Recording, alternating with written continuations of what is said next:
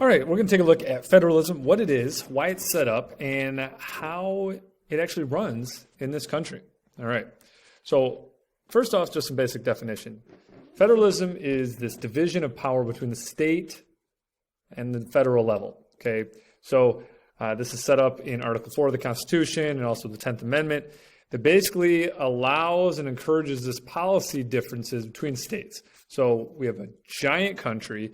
We have 350 million people, and there's a lot of different needs from the different states. So federalism allows for states to adjust according to their needs. And this was part of the original Constitution, James Madison writing this, in the 1780s.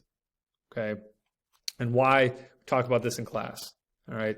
So we live under both the federal, the national, government and the state government. So some things are federal only powers. You can see those, the military declaring war. Some things are only state powers, the local governments and schools, but then some things are shared. So this whole system of federalism. And as much as we, talk about all the other parts of the Constitution, federalism probably is the one that impacts you personally the most. Okay. So where all these powers come from, and you think about this like a triangle or a pyramid, the federal level's at the top, and going on down to the state, to the county, to the local governments, and at the bottom, again, where we get all of their powers from the people. So, if a state law contradicts federal law is going to win. If the county law, goes against state law is going to win. All right, so it's always this system, it's a hierarchy, and again, going from the federal government in Washington, D.C., down to your local government, okay? So we will look at the advantages and disadvantages at this, but it allows, again, local actions for things that matter most on the local level, all right? If it's a national concern, then the federal government generally gets involved and takes over in certain areas, okay? So I'm going to go through these quickly. We're not going to, you don't have to take any notes or anything on this. I just want to show some examples of policy variations. So taxes, different states, different taxes. We see this with California. A lot of people leaving California because the income taxes are so high, moving to states like Texas where the income tax is lower.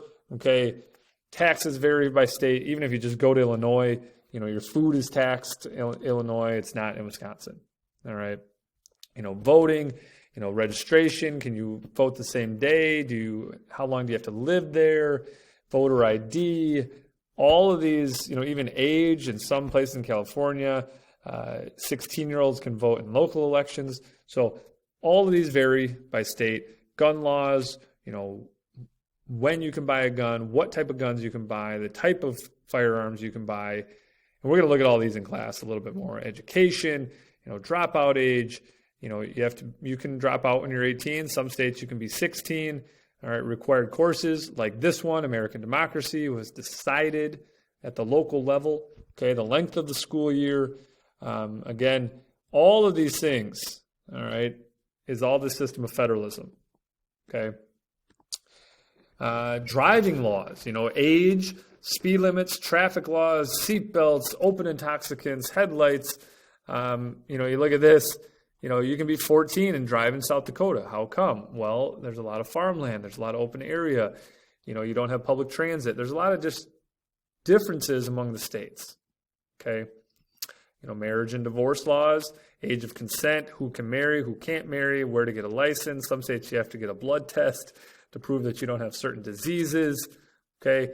All of these things, again, fall under federalism. Okay. Marijuana laws, which we will look at. Even alcohol, cigarette laws. Okay, we're going to look at all these variances. But again, it's just because different states have different needs, federalism allows them to figure out what works best for them. Okay, death penalty.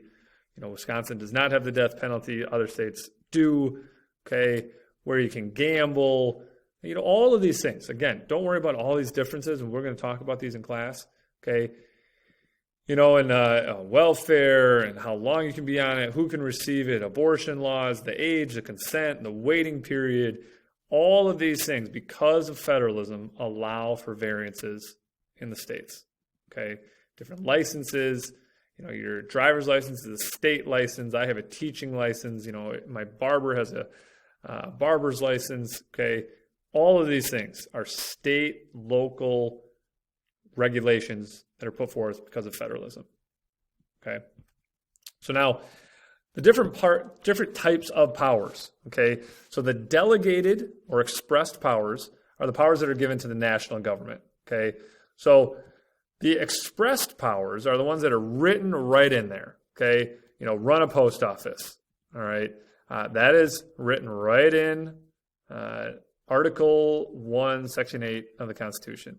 Okay, implied powers are that necessary and proper clause that basically gives them some interpretive power. Like it says to run a post office, that's expressed. Well, it's implied that you need to build buildings, you need to pay postal workers, you need to pay for the trucks. Those are all implied. Okay, and inherent is kind of go into the just because. Why does the federal government control immigration? Well, duh, because that's a lot of these are just no-brainers. That's just because it's the national government. Of course, the federal government has the power to declare war. That's inherent. Okay.